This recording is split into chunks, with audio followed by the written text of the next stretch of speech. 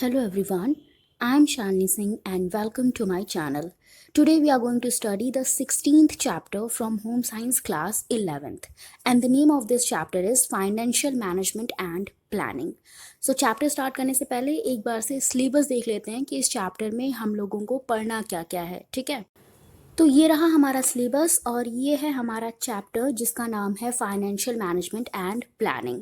देखो, सबसे पहले इसमें हम पढ़ेंगे कि फाइनेंशियल मैनेजमेंट होता क्या है और फिर फाइनेंशियल प्लानिंग क्या होती है, मैनेजमेंट क्या होता है, मनी क्या है, इसकी इम्पोर्टेंस कितनी है, क्यों ज़रूरी है हमारे लिए। फिर फैमिली इनकम के टाइप देखेंगे हम कि कितने टाइप की फैमिली इनकम होती है, जैसे money income, real income. Real income में ही तुम्हारा आ जाता है डायरेक्ट और इनडायरेक्ट इनकम। उसके बाद है साइकिक इनकम, ठीक है। फिर हम पढ़ेंगे इनकम मैनेजमेंट कि कैसे हम अपनी इनकम को मैनेज कर सकते हैं। फिर हम बजट के बारे में पढ़ेंगे, स्टेप्स इन मेकिंग बजट कि बजट बनाते टाइम हमको कौन कौन से स्टेप्स लेने होते हैं वो हम पढ़ेंगे। उसके बाद है advantages of planning family budgets. क्या क्या एडवांटेजेस हैं फैमिली बजट के, मतलब अगर हम फैमिली बजट बनाते हैं तो हमको क्या क्या फ़ायदे होंगे वो हम पढ़ेंगे। कंट्रोल इन मनी मैनेजमेंट, कैसे हम मनी मैनेजमेंट को कंट्रोल कर सकते हैं। अब देखो, यहाँ पे बताया गया है कि कैसे हम मनी मैनेजमेंट को कंट्रोल कर सकते हैं, उसमें हम क्या क्या चीज़ें मतलब पढ़ेंगे। Checking to see how well the plan is progressing, जो हमने बजट बनाया है, जो हमने मनी मैनेजमेंट का प्लान बनाया है, उसको हम चेक करेंगे कि कितने अच्छे से वो चल रहा है, ठीक है। मेंटल एंड मैकेनिकल चेक, अब ये जो चेकिंग है ना, ये दो तरीके से हम करेंगे। एक तो हो सकता है तुम्हारा मेंटल या मैकेनिकल चेक, दूसरा हम क्या करेंगे, रिकॉर्ड्स रखेंगे, अकाउंट्स को देखेंगे, ठीक है। चेक करते रहेंगे कि जो हमने मैनेजमेंट किया है वो अच्छे से चल रहा है या नहीं चल रहा है, ठीक है। एडजस्टिंग वेयर एवर नेसेसरी, अगर जहाँ पे भी हमें लगे कि ज़रूरत है अपने प्लान को थोड़ा सा चेंज करने की, एडजस्ट करने की, तो वहाँ हम एडजस्टिंग करेंगे। फिर हम इवेल्युएट करेंगे अपना पूरा ये मैनेजमेंट, जो हमने मनी मैनेजमेंट किया है उसका इवेल्युएशन हम करेंगे, ठीक है। उसके बाद हम सेविंग्स के बारे में पढ़ेंगे, इन्वेस्टमेंट क्या होती है उसके बारे में पढ़ेंगे। उसके बाद हम ये पढ़ेंगे कि जो सेफ इन्वेस्टमेंट्स होती हैं उनके क्या प्रिंसिपल्स होते हैं।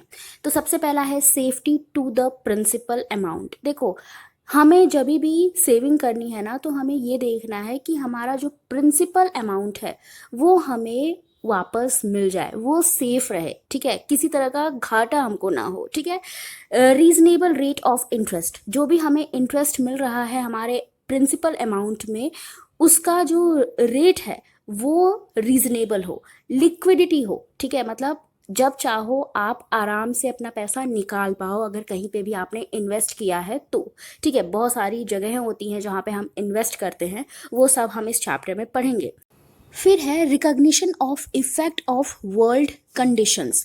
देखो, जो भी कंडीशंस हो रही हैं, मतलब जो भी चीज़ें आसपास चल रही हैं, उसका क्या असर पड़ेगा हमारी सेविंग पे, हमारे इन्वेस्टमेंट पे, उसको भी हमको रिकॉग्नाइज करना पड़ेगा, ठीक है। जैसे मान लो आपने किसी कंपनी का शेयर खरीदा, तो वो कंपनी कैसी है, उसका रेपुटेशन कैसा है, ठीक है, कहीं वो कंपनी घाटे में तो नहीं चल रही, ये सब आप पता करोगे, तभी आप इन्वेस्टमेंट उस पर करोगे, ठीक है। क्योंकि अगर आपको ये सारी चीज़ें पता नहीं होंगी तो आपका जो प्रिंसिपल अमाउंट है ना वो भी खतरे में पड़ जाएगा। तो आपको जो भी इन्वेस्टमेंट करनी है उसमें आपको ये तो एकदम से फिक्स कर लेना है कि भैया मेरा जो प्रिंसिपल अमाउंट है वो तो मुझे चाहिए ही चाहिए, ठीक है। इसके अलावा और भी जो आपको इंटरेस्ट वगैरह मिलेगा, जो फ़ायदा मिलेगा, वो अलग चीज़ें हैं, लेकिन आपके प्रिंसिपल अमाउंट की सेफ्टी सबसे ज़्यादा ज़रूरी है, तो आप वो चीज़ें देखोगे। ईजी एसेसिबिलिटी एंड कन्वीनियंस, जो भी आपने पैसा लगाया है उसमें मतलब जिस भी कंपनी में या जिस भी जगह पे आपने इन्वेस्ट किया है, वहाँ से आपका पैसा निकालना आपके लिए ईजी हो, जो भी टर्म्स और कंडीशंस हैं वो ज़्यादा ऐसी ना हो जो आपको समझ में ना आए, ठीक है। इन्वेस्टिंग इन नीडेड कमोडिटीज़, तो जो भी आपकी ज़रूरत की चीज़ें हैं ना, आप उसमें भी इन्वेस्ट कर सकते हो, ठीक है। अगर आपने कहीं पैसा सेव किया है तो आप वो पैसा निकाल सकते हो उस टाइम पे जब आपको बहुत ज़्यादा ज़रूरत होगी तब। टैक्स एफिशिएंसी, आपको ये भी देखना है कि जो भी आपने पैसा इन्वेस्ट किया है उस पर टैक्स कैसा लगेगा। ठीक है, कभी कभी ऐसा होता है कि कहीं कहीं कुछ कुछ इन्वेस्टमेंट्स ऐसी होती हैं जिसमें हमको बहुत ज़्यादा टैक्स नहीं देना पड़ता, और कुछ इन्वेस्टमेंट्स ऐसी भी होती है जिसमें बहुत ज़्यादा टैक्स देना पड़ता है। तो वो चीज़ें भी आप देखोगे फिर इन्वेस्टमेंट करोगे। आफ्टर इन्वेस्टमेंट सर्विस, उसके बाद आप ये भी देखोगे कि इन्वेस्टमेंट करने के बाद आपको कौन कौन सी सर्विसेज मिलेंगी। ठीक है, जो आपका पैसा आपको मिलेगा वो कितना मिलेगा, कब कब मिलेगा। ठीक है, टाइम पीरियड, आपको टाइम पीरियड में भी ध्यान रखना है कि कितने टाइम के लिए आप इन्वेस्ट कर रहे हो। ठीक है, कैपेसिटी भी आपको अपनी समझनी है। ठीक है, ऐसा इन्वेस्टमेंट मत कर दो कि बाद में फिर आपको परेशानी होने लगे। ठीक है, फिर है सेविंग्स एंड इन्वेस्टमेंट्स एवेन्यूज, कहाँ कहाँ पे कैसे कैसे आप सेविंग कर सकते हो, कैसे कैसे आप इन्वेस्टमेंट कर सकते हो। देखो, post office, bank, unit trust of India, NSC, mutual funds, provident funds, chit fund, life insurance and medical insurance, pension scheme, gold, house, land, other new schemes, ये सब कुछ स्कीम्स हैं, कुछ इंश्योरेंस के तरीके हैं, कुछ फंड्स हैं जहाँ पे आप इन्वेस्टमेंट कर सकते हो, सेविंग कर सकते हो। ठीक है, उसके बाद हम क्रेडिट के बारे में पढ़ेंगे, नीड ऑफ क्रेडिट पढ़ेंगे कि क्रेडिट की ज़रूरत क्यों है। फिर है 4 सीज ऑफ क्रेडिट, क्रेडिट के जो 4 सीज हैं उनके बारे में हम पढ़ेंगे, कैरेक्टर, कैपेसिटी, कैपिटल, मीन्स और कोलैटरल। ठीक है, तो आई होप आपको ये पूरा सिलेबस समझ में आया होगा कि कौन कौन सी चीज़ें हमको इस चैप्टर में पढ़नी है। अब चलते हैं चैप्टर की तरफ। चैप्टर स्टार्ट करने से पहले यहाँ पे कुछ लर्निंग ऑब्जेक्टिव्स दिए गए हैं, इनको भी पढ़ लेते हैं। After completing this chapter the learner will be able to understand the meaning and concept of financial management. इस चैप्टर को पढ़ने के बाद आप लोग या लर्नर्स ये समझ पाएंगे कि फाइनेंशियल मैनेजमेंट क्या होता है, उसकी मीनिंग क्या होती है, उसका कंसेप्ट क्या होता है। Know the different types of income, income के डिफरेंट टाइप्स के बारे में भी लर्नर्स समझ पाएंगे। Explain the steps in making family budget, कैसे फैमिली बजट बनाया जाता है, कौन कौन से स्टेप्स होते हैं, इसको भी लर्नर्स एक्सप्लेन कर पाएंगे। Describe meaning of savings and investment, investment और सेविंग की मीनिंग क्या होती है, इसको भी लर्नर्स डिस्क्राइब कर पाएंगे इस चैप्टर को पढ़ने के बाद। उसके बाद है discuss the principles of sound investment, safe और साउंड इन्वेस्टमेंट के जो प्रिंसिपल्स होते हैं उनके बारे में भी लर्नर्स डिस्कस कर पाएंगे इस चैप्टर को पढ़ने के बाद। ठीक है, अब स्टार्ट करते हैं चैप्टर को। सबसे पहला टॉपिक है हमारा इंट्रोडक्शन, जिसमें हम कुछ टर्म्स को समझेंगे। सबसे पहला है फाइनेंशियल मैनेजमेंट। ये क्या होता है? Financial management in the context of a family simply means management of finances. देखो, अगर हम फैमिली के कॉन्टेक्स्ट में बात करें तो यहाँ पे इसका मतलब सिर्फ और सिर्फ फाइनेंसेस को मैनेज करना होता है। Finances are all types of income available to a family, which include salary, wages, rent, interest, dividends, bonus, retirement benefits and all other forms of monetary receipts। तो देखो, जो फाइनेंसेस है ना उसमें सब कुछ आ जाता है। जिस भी तरीके से फैमिली को इनकम मिलती है उन सब को हम फाइनेंसेस में काउंट करते हैं, चाहे वो सैलरी हो, वेजेस हो, इंटरेस्ट हो, रेंट हो, कुछ भी हो। ठीक है, planning, controlling and evaluating the use of all these types of income is called financial management. तो ये जो सारी इनकम है ना, इसको प्लानिंग करना, कंट्रोल करना, इवेल्युएट करना, ये किस में आ जाता है? फैमिली मैनेजमेंट में आता है। और मैनेजमेंट आपने पढ़ा है, मैनेजमेंट क्या होता है? चीज़ों को मैनेज करना, कि कैसे हम मैनेज करते हैं। तो देखो, मैनेजमेंट में भी 3 चीज़ें आती है ना, प्लानिंग, कंट्रोलिंग एंड इवेल्युएटिंग। तो फैमिली जब फाइनेंशियल मैनेजमेंट हम करेंगे तो उस टाइम पे भी ये तीनों पॉइंट्स हम ध्यान रखेंगे, प्लानिंग का, कंट्रोलिंग का और इवेल्युएटिंग का। ठीक है, it's purpose is to give the family greatest satisfaction from the resources at hand। तो देखो, क्यों हम प्लानिंग करते हैं, क्यों हम फाइनेंशियल मैनेजमेंट करते हैं, या कोई भी अगर हमारा रिसोर्स है तो उसको मैनेज हम क्यों करते हैं? सिर्फ इसलिए ताकि फैमिली को क्या मिल पाए? सेटिस्फैक्शन मिल पाए। ठीक है, और एक चीज़ याद रखना कि मैनेजमेंट चाहे जैसा भी हो, चाहे फाइनेंशियल मैनेजमेंट हो, चाहे तुम्हारा कोई भी दूसरा मैनेजमेंट हो, हर में प्लानिंग, कंट्रोलिंग और इवेल्युएटिंग ये तीनों चीज़ें आती हैं। ठीक है, होम मैनेजमेंट में भी ये तीनों चीज़ें आप पढ़ते हो। ठीक है, the quality of living that can be exchanged for financial resources is dependent not only on how much income is available but more importantly on the regularity and stability of income. देखो जो हमारा living का quality है, living का standard है ना, वो सिर्फ और सिर्फ पैसे से पता नहीं चलता, सिर्फ इससे पता नहीं चलता कि हमारी इनकम कितनी है, बल्कि इससे भी पता चलता है कि कैसे हम उस इनकम को यूज़ कर रहे हैं। ठीक है, वो जो इनकम हमको मिल रही है उसमें कितनी स्टेबिलिटी है, इसकी वजह से भी हमारा जो क्वालिटी ऑफ लिविंग है वो बढ़ता है, अच्छा होता है। ठीक है, हमारे लाइफ का स्टैंडर्ड अच्छा होता है अगर हम अपनी इनकम को अच्छे से मैनेज करना जानते हैं तो। Therefore, it is important to learn the skill of managing money as a resource। तो इसी वजह से अपनी लाइफ की क्वालिटी बढ़ाने के लिए, लिविंग स्टैंडर्ड बढ़ाने के लिए ज़रूरी है कि हम क्या करें, मनी को एज अ रिसोर्स मैनेज करना सीखें। ठीक है, this chapter will deal with the types of family income, management of income and the steps in making family budget. तो इस चैप्टर में हमने ऑलरेडी पढ़ा है कि हम इस चैप्टर में क्या पढ़ेंगे, फैमिली इनकम के बारे में, कैसे हम इनकम को मैनेज करेंगे उसके बारे में, और जब भी फैमिली बजट बनाया जाता है तो कौन कौन से स्टेप्स हमको ध्यान में रखने हैं, इसके बारे में भी हम इस चैप्टर में पढ़ेंगे। इसके बाद है फाइनेंशियल प्लानिंग। देखो फाइनेंशियल मैनेजमेंट हमने पढ़ लिया, अब है फाइनेंशियल प्लानिंग। ये क्या होता है? It is a component of financial management. ये क्या है? फाइनेंशियल मैनेजमेंट का ही एक कॉम्पोनेंट है। The term budget is often used for the planning stage in financial management. और फाइनेंशियल मैनेजमेंट में फाइनेंशियल मैनेजमेंट की जो प्लानिंग स्टेज होती है ना, उसमें एक टर्म यूज़ होता है बजट। ठीक है, जब भी हम अपने फाइनेंसेस को प्लान कर रहे होते हैं तो हम किसके थ्रू प्लान करते हैं? बजट बना के ही तो प्लान करते हैं। When families make budgets, they see to it that the family income is used in a manner that fulfills all the present needs of the family members and also takes care of the long-term goals of the family।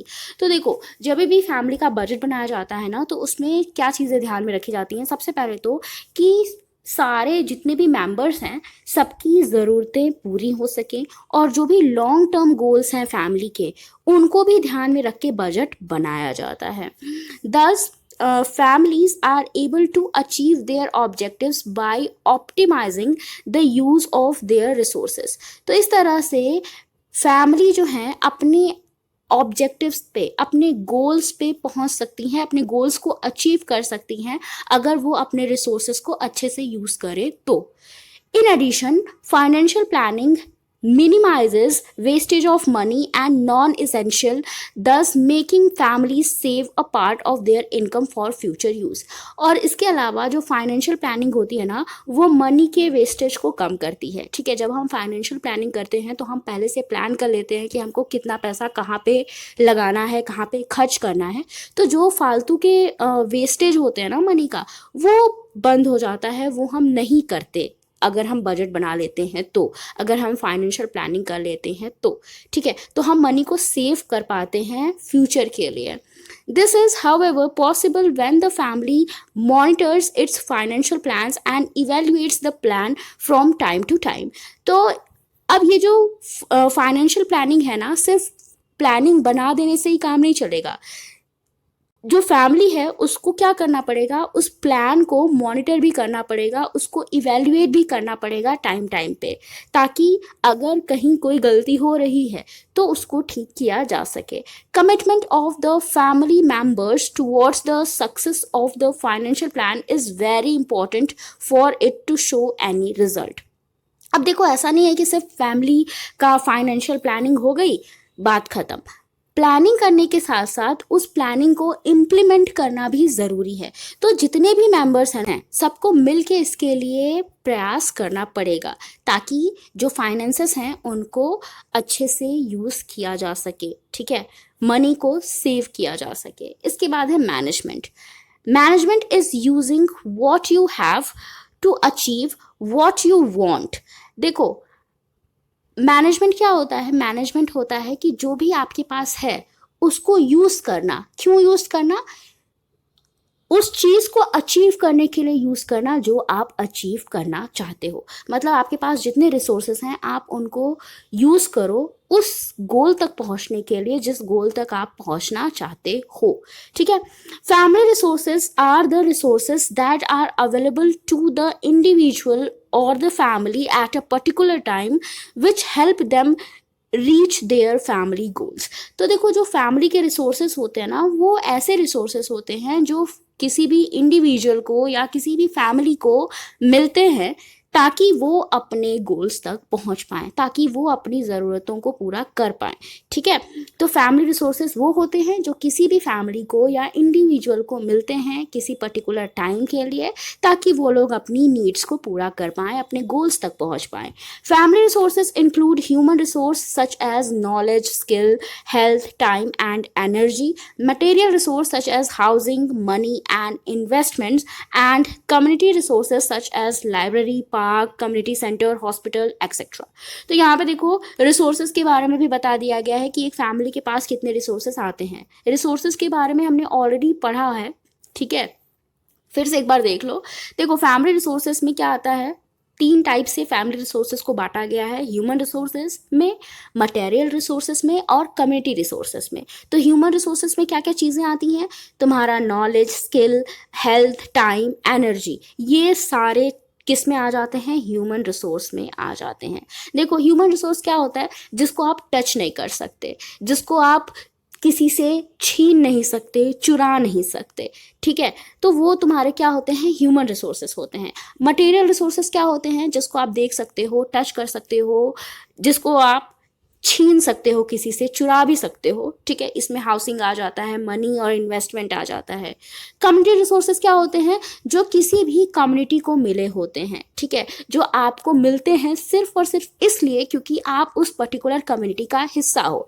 जैसे library हो गई, park हो गया, community centres हो गए, hospitals हो गए। देखो आप अगर किसी कॉलोनी में रहते हो तो वहाँ के पार्क को आप यूज़ कर रहे हो, क्यों, क्योंकि आप उस कॉलोनी या उस कम्युनिटी का हिस्सा हो।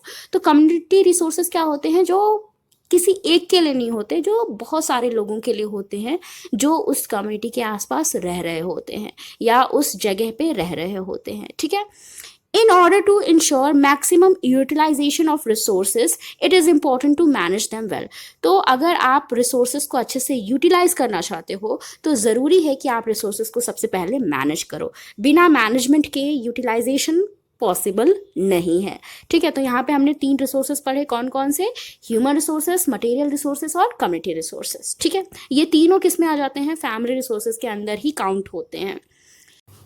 A family is a consumption unit while being a social unit, and its purpose is to manage the finances of the family for the well-being of its members. देखो जो फैमिली होती है ना वो सोशल यूनिट तो है ही, लेकिन उसके साथ साथ एक कंजम्पशन यूनिट भी है। ठीक है, तो ज़रूरी है फैमिली के लिए कि वो क्या करे, अपने फाइनेंसेस को मैनेज करे ताकि जितने भी फैमिली के मेंबर्स हैं उनकी वेल बींग को ध्यान में रखा जा सके, उनकी नीड्स को पूरा किया जा सके। Money is one of the important family resources. Money क्या है, इम्पॉर्टेंट फैमिली रिसोर्सेस में से एक है।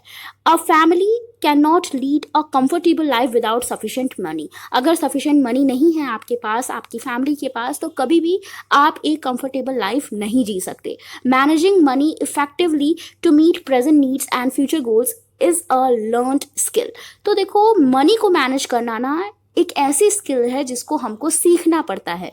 वो हम सीख के नहीं आते, हमको उसको यहीं पे सीखना पड़ता है। ठीक है, so let us understand what we mean by family income. तो सबसे पहले हम ये समझते हैं कि फैमिली इनकम से हमारा क्या मतलब है।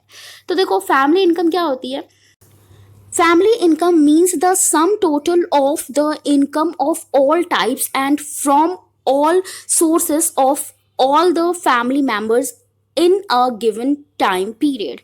तो फैमिली इनकम क्या होती है, फैमिली इनकम का मतलब होता है वो सारी इनकम जो हर फैमिली मेंबर को मिल रही है किसी ना किसी तरीके से। ठीक है, तो एक टाइम पीरियड पे, एक पर्टिकुलर टाइम पीरियड में जितनी भी इनकम आ रही है फैमिली को, उसको हम फैमिली इनकम कहते हैं। It can be annual, monthly, weekly और डेली इनकम। तो इनकम भी एनुअल हो सकती है, मंथली हो सकती है, वीकली, डेली हो सकती है। However, for official purposes, it is considered as an annual income in a financial year, which is generally from 1st April to 31st March of the next year. तो अगर हम official purposes की बात करें तो यहाँ पे जो इनकम होती है वो एनुअल इनकम होती है, ठीक है। कहते हैं ना कि इतना पैकेज पे हम जॉब कर रहे हैं, तो वो जो मिलता है वो एनुअल इनकम के हिसाब से भी हमें मिलता है ऑफिस में, ठीक है। भले मतलब मिलता हमको हर मंथ है, लेकिन हम उसको मान लेते हैं कि हाँ ये बंदा एनुअली इतना कमाता है, ठीक है। तो एनुअल इनकम क्या होता है, जो 1 अप्रैल से लेके 31 मार्च तक मिलती है हमको, वो होती है हमारी एनुअल इनकम, ठीक है।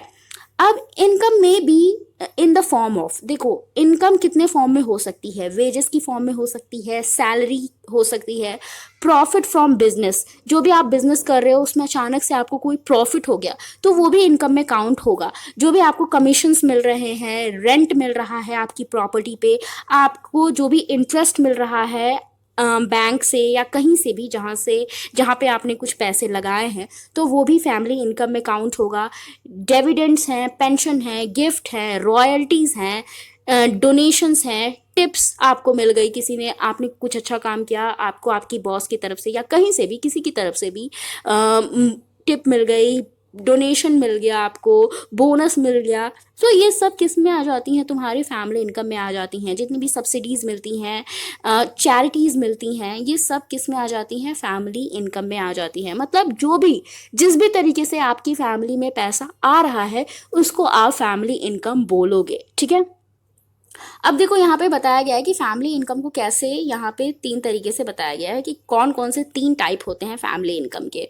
सबसे पहले है रियल इनकम, उसके बाद यहाँ पे देखो है मनी इनकम, उसके बाद है साइकिक इनकम। अब इन तीनों को हम पढ़ते हैं बारी बारी से कि रियल इनकम क्या होती है, मनी इनकम क्या होती है और साइकिक इनकम क्या होती है, ठीक है। Before we go into the details of different type of family income, let us understand what is money and its function. देखो हम इनकम के बारे में पढ़े उससे पहले ज़रूरी है कि हम मनी और उसके फंक्शन के बारे में पढ़ लें, और सिलेबस में भी दिया गया था कि हमको मनी के बारे में पढ़ना है। तो मनी से आपको क्वेश्चन पूछा जा सकता है, money is what money does. तो मनी क्या है, मनी वही है जो मनी करता है। मनी क्या करता है, मनी आपको कंफर्ट देता है, मनी आपकी विशेस को, आपकी नीड्स को पूरा करता है, ठीक है। 2 most important functions of money are, तो मनी के फंक्शंस क्या हैं, 2 इंपॉर्टेंट फंक्शन है। सबसे पहला serving as a medium of exchange, medium of exchange है मनी। अगर मनी ना हो तो उसके बदले में आपको जो भी सर्विसेज मिल रही हैं, जो भी चीज़ें मिल रही हैं वो नहीं मिलेगी। मेजरमेंट ऑफ वैल्यू, मनी क्या करता है, मनी एक वैल्यू को मेजर करने का तरीका है, ठीक है। होता है ना कि कौन से, मान लो कोई चीज़ आप ले रहे हो तो आप बताते हो ना ये इतने का सामान है, तो वो क्या है, वो एक मेजरमेंट ही तो है, बता रहा है कि किसी चीज़ की वैल्यू कितनी है। और वो वैल्यू कैसे पता चलेगा, जितनी ज़्यादा उसका प्राइस होगा, जितना ज़्यादा उस पर मनी खर्चा होगा, उसकी वैल्यू उतनी ज़्यादा होगी। तो मनी को भी वैल्यू को भी मेजर करता है तुम्हारा मनी। दस money is anything which is generally acceptable in exchange of commodities and in term of which the value of other commodities is determined. तो मनी क्या है, मनी एक्सचेंज का एक ज़रिया है। हम क्या करते हैं, जब भी जो भी हमें कमोडिटीज़ चाहिए होती हैं, चीज़ें चाहिए होती हैं, वो हमको किससे मिलती हैं, मनी से ही मिलती हैं, ठीक है। और कमोडिटीज़ की वैल्यू को भी कौन बताता है, मनी ही बताता है, ठीक है। अब है इम्पोर्टेंस ऑफ मनी। देखो इसको ऐसे समझो, पहले क्या होता था, जब मनी नहीं था तो एक्सचेंज कैसे होता था, सामान के बदले सामान दे देते थे लोग, या फिर ऐसा भी होता है कि आप किसी के यहाँ काम करो, ठीक है, और आपको वो सैलरी के बदले, वेजेस के बदले क्या दे दे, कोई सामान दे दें, ठीक है, कोई खाने की चीज़ दे दें, कुछ भी दे दें, ठीक है। तो वो क्या होता था, वो जो एक्सचेंज होता था ना, वो उतना अच्छा नहीं माना जा सकता था। क्यों, क्योंकि इसमें हो सकता है कि आपको घाटा भी हो जाए, ठीक है। तो अगर जब मनी आई ना तो क्या हुआ, सबसे पहले तो कि money serves as a medium of exchange. ये क्या किया, ये एक्सचेंज का एक मीडियम बन गया कि मतलब आपको इस सामान के बदले में इतना पैसा देना है, ठीक है। तो वो चीज़ क्या हो गई, वो एक निश्चित चीज़ हो गई कि आपको इतना ही पैसा देना है, ठीक है। यहाँ पे ये नहीं हो सकता कि सामने वाला क्या करे, आपको कम पैसे दे दे। जैसे आपकी सैलरी कह दी गई कि इतनी आपकी सैलरी है, तो वो सैलरी आपको मिलेगी, वो वेजेस आपको मिलेंगी, ठीक है। उसके बदले में आपको कोई सामान दे के आपको भगा नहीं दिया जाएगा, ठीक है। तो इससे क्या होता है, ये सबसे पहले तो इसकी इम्पोर्टेंस इसलिए है क्योंकि ये एक मीडियम ऑफ एक्सचेंज है। और जो पहले जो मटेरियलिस्टिक चीज़ों से क्या होता था, एक्सचेंज होता था, उसको इसने क्या किया है, ख़त्म किया है, ठीक है। क्योंकि उसमें एक तो चांसेस थे कि आपके साथ धोखा हो जाए, ठीक है, आपको कम सामान दे दिया जाए, हो सकता है आपको ऐसी चीज़ पकड़ा दी जाए जिसकी वैल्यू फ्यूचर में नहीं होगी। लेकिन आपको पता है कि जो आपको अब मनी मिलेगा ना, उसकी वैल्यू रहेगी, हमेशा रहेगी, ठीक है। तो इसी वजह से मनी क्या बन गया है, एक मीडियम ऑफ एक्सचेंज है, ठीक है।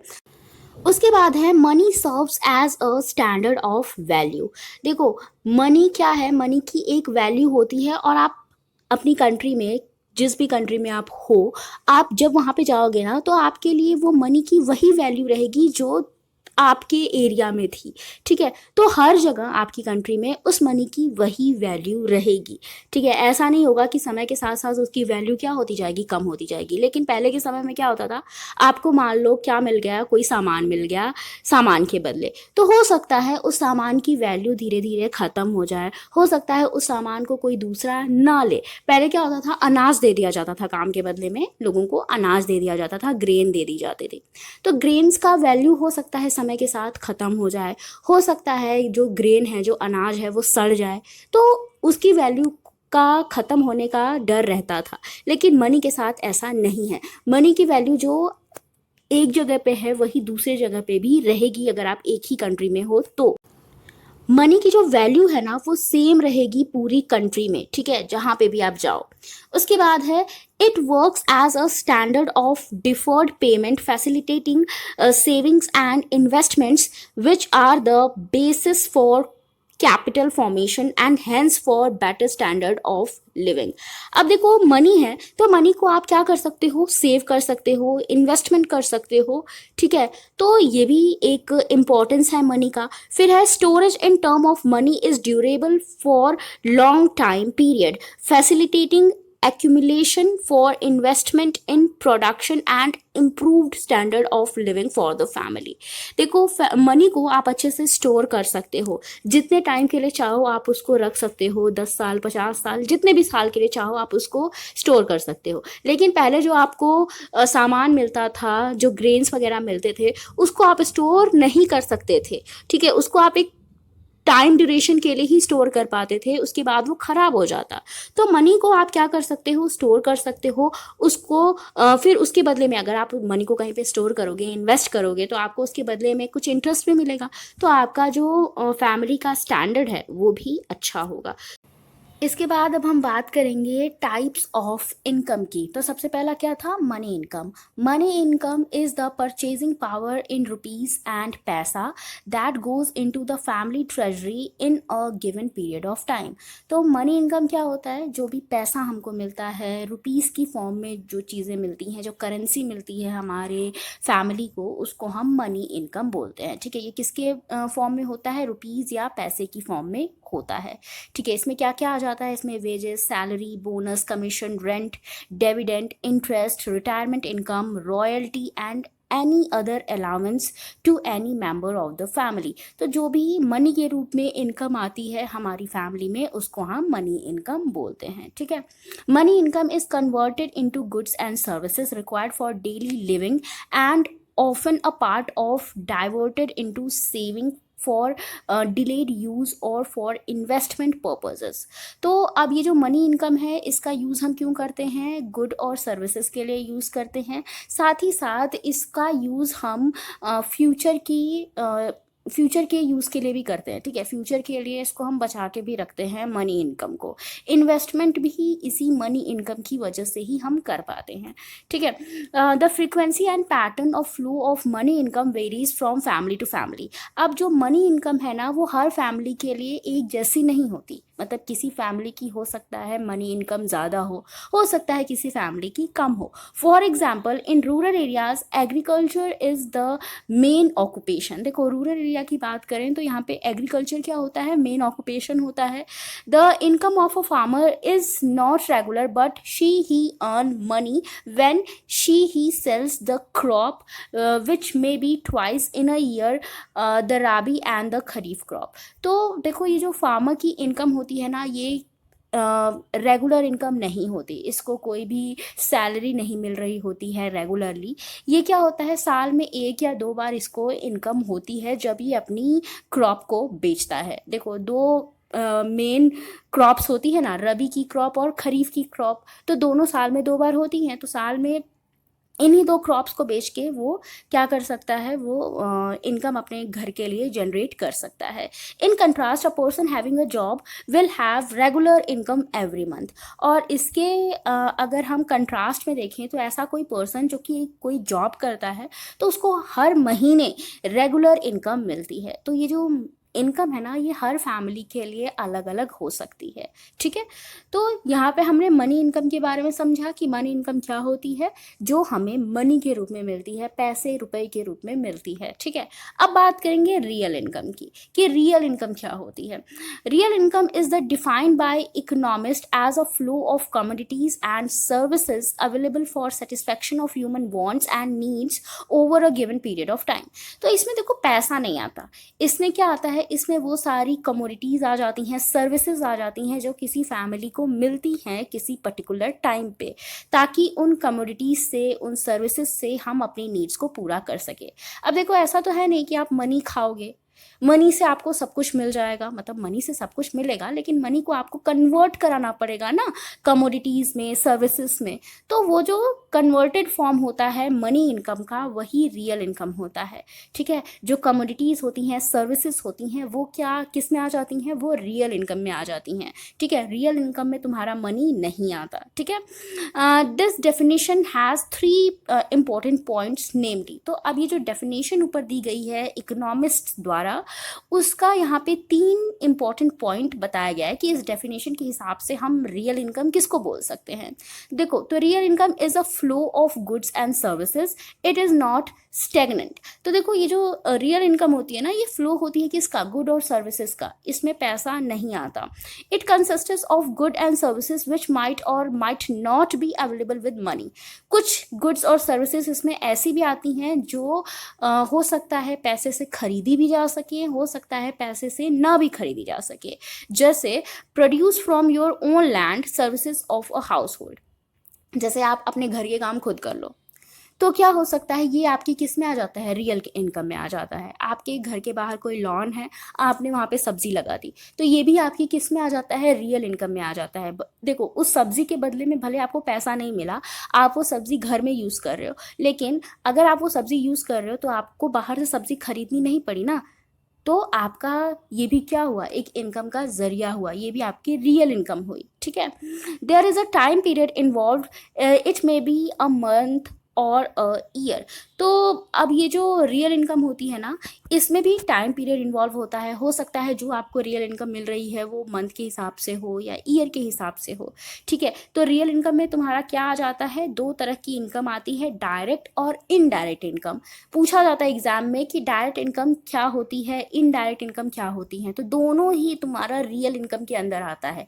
ये मनी इनकम में नहीं आता, रियल इनकम में आता है, ठीक है। और रियल इनकम में हम मनी को काउंट नहीं करते, हम गुड और सर्विसेज को काउंट करते हैं, ठीक है। तो डायरेक्ट इनकम क्या होती है, देखो डायरेक्ट इनकम वो होती है जिसके लिए हमको पैसा खर्चा ना करना पड़े, वो होती है डायरेक्ट इनकम। जैसे आप अपने घर के काम खुद कर ले रहे हो, आपको कपड़े आयरन करवाने हैं, आपने बाहर नहीं भेजा, आपको कपड़े धुलवाने हैं, आपने बाहर लॉन्ड्री में नहीं भेजा, घर पे ही धुल लिए, तो वो सब क्या हो गई, वो सब आपकी डायरेक्ट इनकम हो गई, जिसके लिए आपको क्या करना पड़ा, पैसा नहीं देना पड़ा, ठीक है, आपके पैसे की बचत हुई।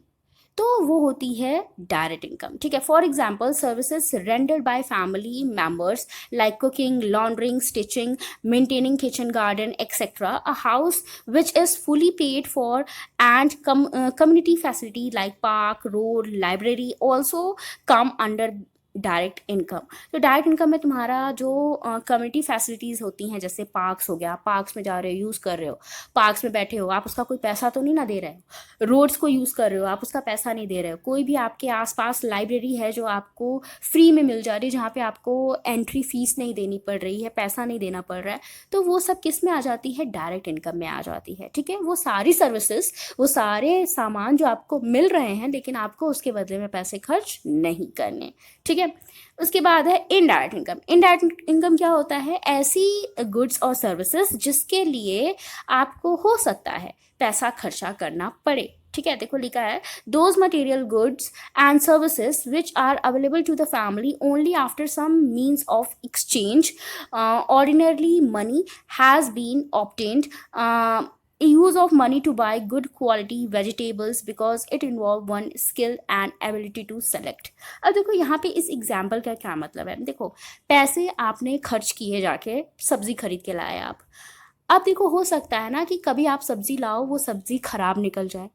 ठीक है, सब्जी आपने लाई, पैसे भी खर्च किए, लेकिन सब्जी आप जब घर लाके उसको कट करके देख रहे हो तो सब्जी क्या है? खराब है। आपको समझ ही नहीं आया, आप खराब सब्जी खरीद के ले आए, तो यहाँ पे आपको क्या हुआ? घाटा हुआ। लेकिन अगर आप गए, आपने अपनी स्किल्स का यूज़ करके, अपनी दिमाग का यूज़ करके अगर अच्छी सब्जी खरीदी, तो वो आपकी इनकम को क्या करेगी? और इन्हेंस करेगी। आपको उससे फ़ायदा होगा ना। अब देखो, जो ख़राब सब्जी आपने लाई, अब आपको उसके बदले तो कुछ मिला नहीं ना, आपको फिर दोबारा जाके सब्जी खरीदनी पड़ेगी, दूसरी सब्जी बनानी पड़ेगी। तो वो जो पैसा आपने उस सब्जी पे लगाया था वो तो बेकार हो गया ना।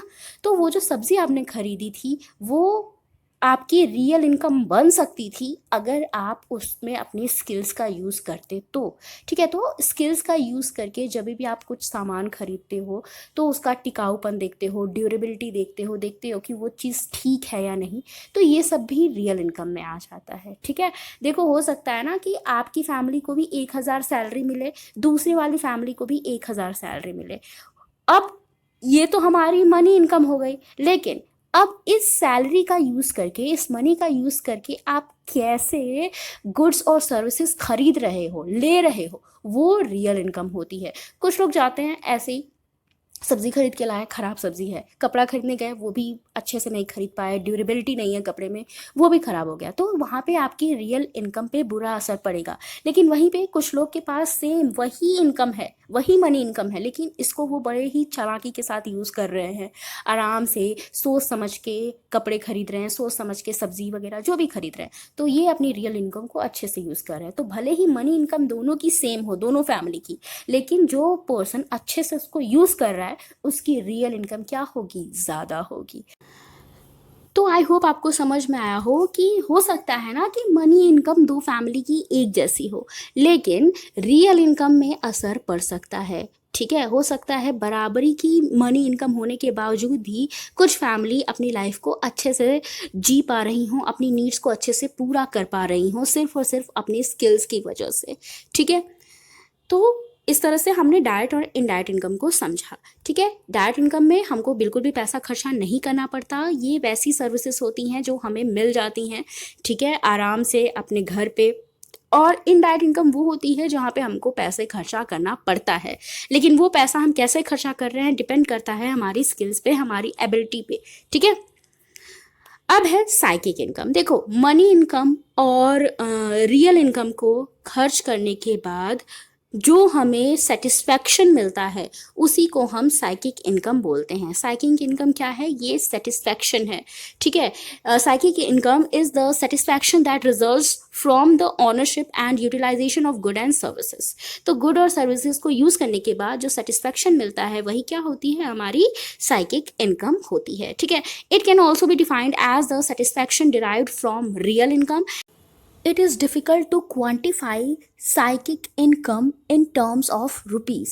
देखो, ये जो साइकिक इनकम है ना, इसको रुपीज़ के टर्म में आप क्वांटिफाई नहीं कर सकते। मतलब पैसे के रूप में तो ये आपको मिलता नहीं है, तो आप इसको काउंट नहीं कर सकते, इसकी क्वांटिटी नहीं बता सकते, ठीक है। It is a form of hidden income. तो ये जो साइकिक इनकम होती है ना, ये हिडन इनकम होती है जिसको सिर्फ आप फील कर सकते हो, ठीक है। It is intangible and subjective and the most important in term of quality of living. तो ये क्या होती है, ये इनटेंजिबल होती है, मतलब इसको आप देख नहीं सकते, टच नहीं कर सकते, ठीक है। इसको सिर्फ और सिर्फ आप फील कर सकते हो, और ये आपकी क्वालिटी ऑफ लिविंग को क्या कर सकता है, अच्छा कर सकता है, इनहेंस कर सकता है, ठीक है। तो साइकिक इनकम इस तरह से हमने समझा। 3 तरह की इनकम होती है, कौन कौन सी?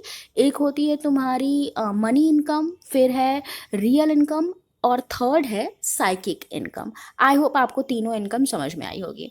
उसके बाद हमारा नेक्स्ट टॉपिक है इनकम मैनेजमेंट। अब ये जो हमारी इनकम हो रही है, इसको हम मैनेज कैसे करेंगे और क्यों करेंगे, क्या ज़रूरत है इस इनकम को मैनेज करने की, तो इसको हम नेक्स्ट वीडियो में पढ़ेंगे। आई होप जो भी हमने आज पढ़ा वो सब आपको समझ में आया हो। वीडियो अच्छा लगा हो तो लाइक कर देना, शेयर कर देना और चैनल को सब्सक्राइब कर देना। और अगर कोई डाउट हो तो कमेंट सेक्शन में आप मुझसे पूछ भी सकते हो। Thank you for watching.